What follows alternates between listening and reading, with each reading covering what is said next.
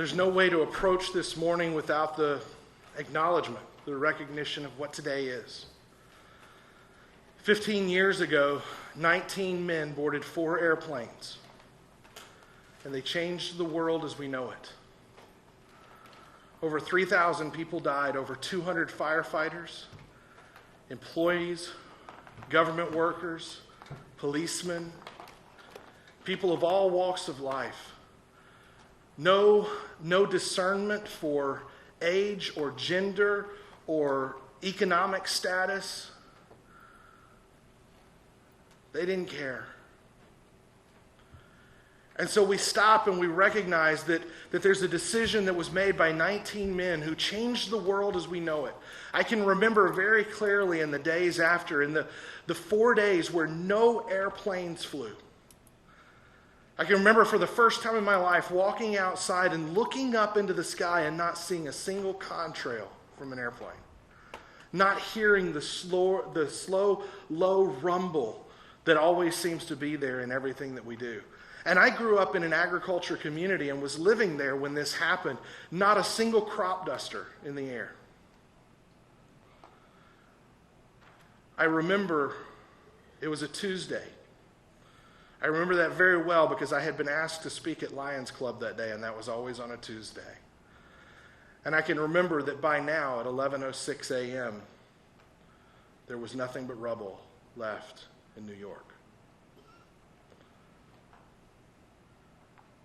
That day is etched in our minds forever. There were many letters written. There were many things filed. There was a lot of stuff that was going on. But one of the greatest questions I remember was, where was God? Where was God? I can tell you that in Oak Grove, Louisiana, where I was at the time, that on Wednesday at noon, there wasn't a car moving in town because every parking lot of every church in town was filled with people standing and praying. What an eerie silence. A woman by the name of Tess Haranda wrote these words. Have you ever thought, where was God on 9/11 when the World Trade Center and the Pentagon were attacked? Well, I know where God was on the morning of September 11th, 2001. He was very busy. He was discouraging people from taking those 4 flights. Together, they could have accommodated more than 1,000 passengers, yet there were only 266 aboard. He was on those 4 flights, giving the terrified passengers the ability to stay calm. Not one of the people who was called by a loved one on one of those hijacked planes mentioned that passengers were panicked, nor was there any screaming in the background. And on one flight, God gave the strength for passengers to overcome the hijackers. God was also busy creating obstacles to prevent people who worked in the World Trade Center from getting to work on time. The workday had begun. More than 50,000 people worked in the 2 towers, yet only 20,000 of them were at their desks. On that beautiful morning, God created scores of unexpected traffic delays, subway delays, and commuter train delays. A PATH train packed with commuters was stopped at a signal just short of the World Trade Center and was able to then return to Jersey City unaffected. And far more meetings were scheduled outside the buildings than is ever usable on a workday. God held up each of the 2 mighty towers for a half hour so that the people on the lower floors could get out. And when he finally let go, he caused the forward rather than to topple over, which would have killed so many more people. The foundations of 6 surrounding buildings were demolished by the fall of the towers, but God held them up for many hours until the occupants were safely evacuated. And when the World Trade Center and the Pentagon buildings went down, my God picked up almost 3,500 of his children and carried them to their home for all eternity. He also sat down and cried for the 19 of his children that could have so much hate in their hearts that they did not choose him, but another God that doesn't exist, and now they are lost forever. He sent people trained in dealing with earthly disasters to save those that were injured, and he sent in thousands of helpers to help in any way they were needed. And he brought people together across the world in a way that moved thousands to tears and hundreds of thousands to prayers, and caused millions to turn to the one true living God. And he still isn't finished. Each day he comforts those who have lost loved ones. He is encouraging others to reach out to those who don't know him or believe in him. He is giving the leaders of our great nation the strength and conviction to do the right thing, to follow his will, not a popular poll. So if anyone ever asks, where was your God on 9/11, you can say he was everywhere. And in fact, he is everywhere today and every day. Without a doubt, this was the world's worst catastrophe for most of us. And I can't imagine getting through such a difficult time without God at my side. Without God, life would be hopeless.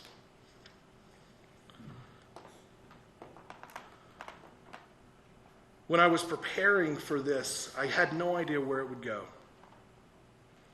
I just knew that I couldn't let this morning go by without a special moment, a special time. I had decided that, we've been going through this time of sharing stories, and I thought, I'm just going to put that aside today. Except for, this is a story that we all share.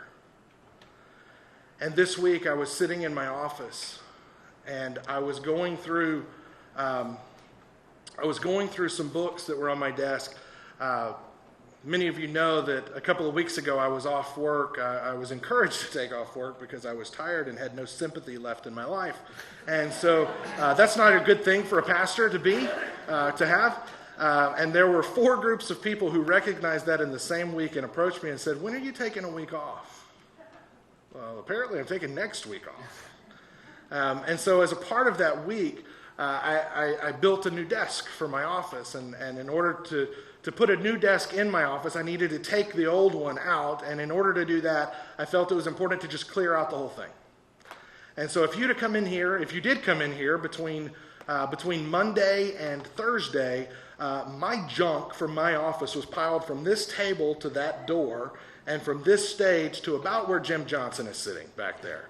So about 4 rows deep, there was stuff packed. I didn't realize how much junk was in my office. Ugh.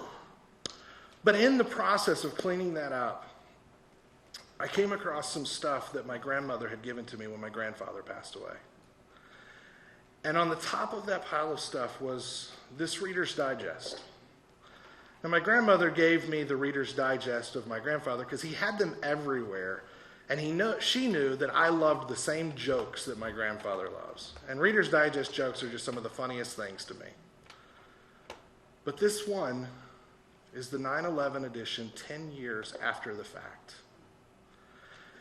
And if you open up to the inside, I printed it off here so I can read it better. But it says, to honor those they lost on 9/11 10 years later. And so I spent time in my office reading through the 4 stories that they had, bawling. And I decided that the testimony for this morning would actually be one of those stories. And this is a story of God changing the world, even if it's just one life at a time. So I want to introduce you to Liz and Steve Alderman. This is their story as written in Reader's Digest. Because Peter lived, the world is a better place. Liz and Steve Alderman were in south of France celebrating Steve's 60th birthday when a shopkeeper ran up to them. "Your country has been attacked," she exclaimed. Until that moment, the Aldermans had considered themselves fortunate. Steve was a radiation oncologist in New York's Westchester County. His wife was an avid painter, a quilt maker, and an opera fan. They were happy, prosperous, and close to their 3 grown children. Now, as they learned of the destructions at the World Trade Center and the Pentagon, they wondered where their luck would end. Their son, Peter, 25, worked for a financial company in Manhattan. Their daughter, Jane, 28, lived in Washington, D.C. Either of them could have been in harm's way. For hours, the worried couple tried to phone their children. But there was no overseas connection. Finally, their son Jeff, then 30 and a physician in Oklahoma, managed to reach them. "Jane's fine," he said. "I talked to her." "What about Pete?" There was a pause. "Pete was there. People are looking for him, but I'm sure he's okay." Peter had been on the 106th floor of the World Trade Center attending a conference at the Windows of the World restaurant when the first plane hit directly below him at 9:25 a.m. He sent Jane his last email. "We're stuck. The room is filling with smoke, and I'm scared." Peter grew up in Scarsdale, New York, and graduated from Scarsdale High School in 1994 and from American University in 1999. He was working for Bloomberg LP, and he was at a meeting on the 106th floor of the World Trade Center. Peter was bright and funny, and he knew how to have a good time. Most importantly, Peter was caring and compassionate. To quote one of his friends, "If life is measured in love, then Peter's was an exemplary one." Peter was loved by so many because he himself loved. His loving way was radiated through his smile. From the first moment you saw him, you knew in your heart that he was a friend. When you were around Peter, he made you a better person, not because of anything he said or did, but simply because of his mere presence brought you joy. Over the following weeks, the Aldermans learned how beloved Peter, the baby of the family, all laughter and sunshine, had been to others. When they threw a party to memorialize his life, 300 people showed up. Peter enjoyed creating and cultivating relationships. He was constantly taking care of people. He made them feel better about themselves. As their grief descended, the couple nearly collapsed under its weight. Steve retired from his medical practice, and Liz gave up her artwork. On some days, they could barely get out of bed. Liz recalls the horror of the endless tape loop spooling in her head. "I have no idea how long he lived. If he was alive when the buildings crumbled, and my only prayer is that he didn't know that he was about to die." Eventually, she found a way to cope. "In the worst circumstances in life, I learned there are only two options. You can kill yourself, either literally or emotionally, by crawling into bed and never getting out. Or you can put one foot in front of the other and take baby steps forward."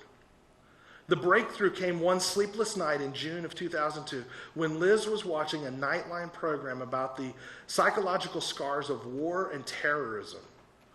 She learned that 1 billion people around the world have suffered from mass violence and natural disasters. Among those most directly affected, about 2/3 developed depression and other crippling psychological problems.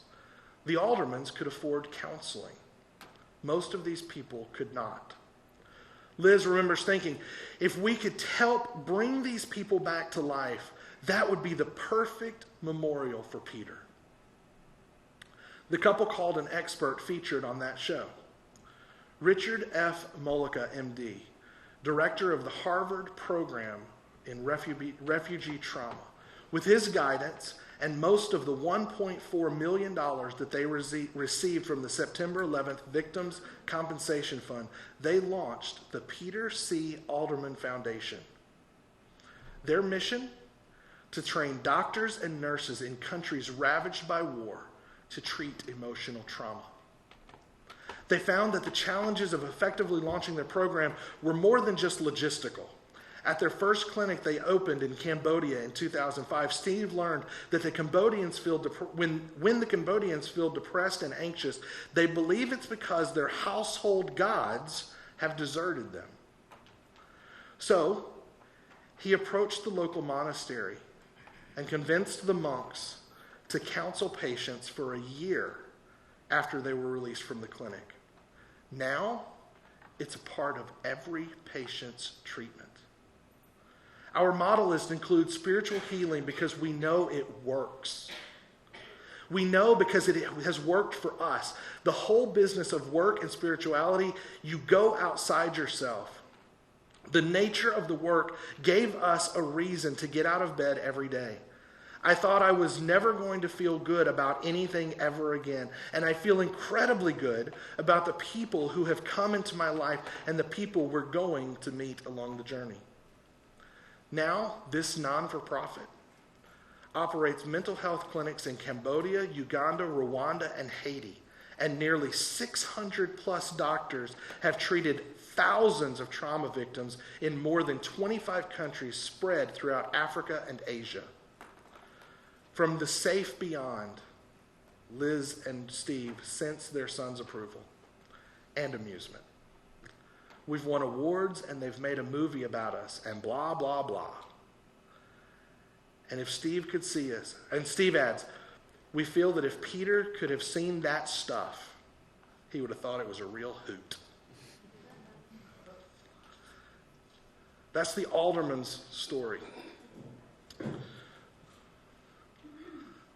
I thought these were great pictures that they had on their website. The Peter C. Alderman Foundation still exists today, and their numbers have grown. When the earthquake happened in Haiti, they were some of the first boots on the ground, working with the nurses and doctors who were already in their environment, working with the local pastors to find counseling for long term. They were working, and they are still working today in more than 25 countries around the world. One of the things the Aldermans learned is that if 19 men can board 4 planes and change the world, why can't they?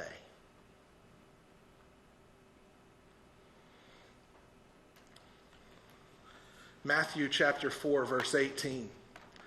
As Jesus was walking beside the Sea of Galilee, he saw 2 brothers, Simon called Peter and his brother Andrew. They were casting a net into the lake, for they were fishermen. Come follow me, Jesus said, and I will send you out to fish for people. At once they left their nets and followed him. Going on from there, he saw 2 other brothers, James, son of Zebedee, and his brother John. They were in a boat with their father Zebedee, preparing their nets. Jesus called out to them, and immediately they left their boat, and their father followed. I share this story with you, this story of the calling of the first disciples, because Jesus has not stopped calling disciples. If within our lifespan, 15 years ago today, that means that there are people sitting in this sanctuary who do not remember this happening. They've only read about it in storybooks or told by their parents. There's not a kid in the back that knows anything other than what we've told them. Freshmen in high school weren't alive yet when this happened, and seniors were told because they were only 3 years old. But our most recent recollection of seeing a small group of people change the world was 15 years ago today, and 19 men did that. But if we go back a little bit further, here's 4 out of 12 men who changed the world. And there is one of them that has changed all of us. We have to remember that our history goes back further than 15 years. We have to remember that God did not stop working on September 11th. And no matter how goofy politics are today, he hasn't stopped working today. We are called to be world changers. The Friends of Peter C. Alderman hold a walkathon every year to raise money for the foundation. And at current, they have raised over $3 trillion. They're making a difference. I mean, that just seems absurd to me. Now, granted, they're in New York City and not in Pendleton. But come on. What kind of life, what kind of call has been placed on you? What have you been called to do? Where is God calling you to go today? Who is God calling you to go to today? You see, when we tell the story of September 11th, I had to approach it from the same place I've encouraged all 26 people that have shared their story thus far on our walk to sharing stories. We don't sensationalize the pain without showing God's mercy in the midst of it. We've heard some sensational stories over the last few months. We've heard of people who have allowed God to heal their marriage. We've heard of how people came to Christ over a free meal. We've heard about how people came to Christ because their life was saved through something spectacular. Last week we had a conversation of a person who found Christ in prison. We've seen stories of people who have lost and been reunited. We've seen stories of who have lost and they found Christ in the grief. And we've seen people who have just lived amazing lives of devotion. One of the things I hope you've realized is while every story is completely unique, they all have some similar undertones. They all have similar undertones because you and I were all created by God. You want to know the difference between you and a monkey? I know there's a bunch. But when God created the animals of this earth, he spoke and they popped up. When he created you and me, when he created all of mankind, in Genesis 3 it says that he formed them out of the clay and then he reached down and he breathed his own breath into their lungs. And if he breathed his breath into us, the word breath in Hebrew also translates to spirit, which means God exists in each one of us. Will we connect to that spirit? Will we allow him to work through us? We have free will. 19 men showed their free will on that day. 19 men took more than 3,500 lives in one day. And there are wars and factions and dictators around the world who do way more than that in a single day. And we have to ask ourselves, where is God? Maybe you and I are supposed to be the changers on his behalf. Maybe you and I are supposed to be a part of the answer. Maybe you and I are supposed to be part of how people see him. Maybe you and I are supposed to be the part that brings his grace, love, and compassion out into this world. When we talk about our echo projects like Labor for Your Neighbor, we were not accidental in choosing grace, love, and compassion. What do people need more than anything else in life? They need people to hear their stories. They need that compassion. Because guess what? We all have crappy lives. We live on the wrong side of the heavenly gates not to. And yes, I used that word in a sermon. It's okay, get over it. Grace, love, and compassion. It sounds an awful lot like a scripture about faith, hope, and love. But we thought, before people have faith, they just might need to know somebody cares. And so we offer grace, love, and compassion to people. I think there are 19 men that if they had received that message, this world might look differently today. I think there's a whole world around us. And I think the television and the news only illustrates my fact for me. There's a whole lot of people that need grace, love, and compassion right now. Not to be judged for where they've been, because maybe they just don't know another way. Loved because they are part of God's creation, They are his child, whether they know it or not. And compassion to be able to reach into that place where they are and offer them a hand.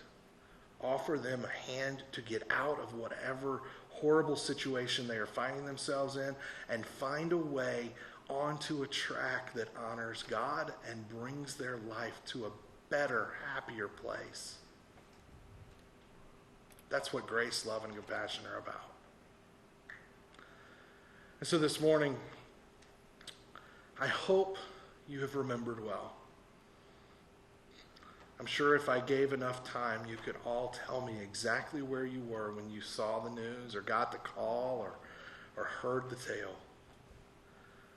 For me, I was in the central time zone, so it was about 8:30 in the morning. It was right before the bank opened up, and I was next door at Cindy Kay's getting breakfast. And I remember somebody saying, well, it's just horrible what happened at the World Trade Center. The what? And I remember sitting and watching the news when the second tower hit, and all of a sudden it went from a horrible accident to something much, much worse. And you all have those stories. But this morning, I would like for you to remember stories like the Aldermans. Stories of people who saw the most horrendous out of life and turned that around. And remember that we are given far more opportunities in life than a lot of people in the rest of the world. And how do we continue to reach out? You know, next year we're going to take another trip to Paraguay. I don't know the details yet. I don't know what it looks like. But I know that I get asked this question every time. So what are you going to Paraguay to do? Well, when we went to Paraguay, we were able to talk to Pastor Don and said, what do you need? And he said, I'm sitting with a group of people who have been told by their countrymen that they are worthless. We don't need a building built. We don't need bricks stacked over here or stacked over there. We don't need people to come down and do a vacation Bible school or anything like that. What we need is people to travel halfway around the world to go to these children and give them a hug and say they're worth it. And so you want to know what we do in Paraguay? We go to the school and we love on some kids. And so if that interests you and you want to be a part of something like that, you're going to find out more about that in a few weeks. But we're going to come up with a time, and we're going to come up with a trip, and we're going to go back. Because those kids deserve to be told that they're loved. And that's our little way of honoring Peter Oldham. But also honoring the fact that someone told me that God loved me. So Ryan, if you're going to come up, I don't know if you got a song that you want to sing or something like that. We'll swap places here in a moment. And if this morning you just want to take some time and think about 15 years ago, then I want to encourage you to do that through this song. If this morning you want to take time and these two questions that are on the screen have impacted you, then I want you to think about that. And if you need to come and pray about that this morning, God, where is it that you want me to go? Maybe it's not around the world. In fact, for most of us, it's not around the world. Sometimes it's across the street. Sometimes it's across to the next cubicle in our office. But where is God calling you to go, and to whom is he calling you to speak? And this morning, if you want to come and you want to pray about that, the altars are open. If you want someone to come and pray with you this morning, come to this side. Somebody will come and pray with you. If you want to pray alone over here, no one's going to bother you. But this morning, we just want to invite you to a time of prayer, invite you to a time of remembering. And this morning, I just pray that God will bless this week and that you will see his calling on your life, that you will remember the love that he has for you, and that you will have the strength to share that love with someone else. So Ryan, I'm going to leave it with you to close it all. Does that sound cool? All right. So God bless you all. Hope you have a great week. Yeah, let's worship together. Would you stand up? I don't have the words to this song, but if you want to come forward, please do. We're going to sing a song that Trey inspired. In my mind, talks about the breath of God being in our lungs. And if God's breath is in our lungs, I'm going to use as much as I can to give him praise. You give life. You are love. You bring light to the darkness. You give hope. You restore every heart that is broken. Great are you, Lord. Great are you, Lord. It's your breath. It's your breath in our lungs. So we pour out our praise. Pour out our praise. It's your breath in our lungs. So we pour out our praise to you only. Great are you, Lord. Great are you, Lord. Great are you, Lord. And all the earth will shout your praise. Our hearts will cry, these bones will sing. Great are you, Lord. This is our dream, this is our mission. And all the earth will shout your praise. Our hearts will cry, these bones will sing. Great are you, Lord. 'Cause it's your breath in our lungs. So we pour out our praise. Pour out our praise. It's your breath in our lungs. So we pour out our praise to you only. It's your breath in our lungs. So we pour out our praise. Pour out our praise. It's your breath in our lungs. So we pour out our praise to you only. Great are you, Lord. Sing, great are you, Lord. Great are you, Lord.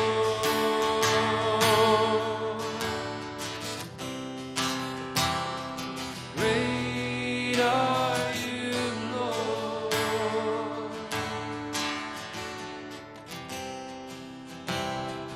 Great are you, Lord. God, would you just activate us into your ministry today? God, activate us into the ministry of spreading your love, grace, and compassion. And I pray that you would use the stories today, the story especially of the aldermen, to inspire us as a church. We're a lot more than 19 people here at this church. We're a whole lot more than 19 people. I pray that you would give us the passion that it takes to change the world around us, to change this world for your good. God, let your love just overpower the enemy in this world. In Jesus' name, amen.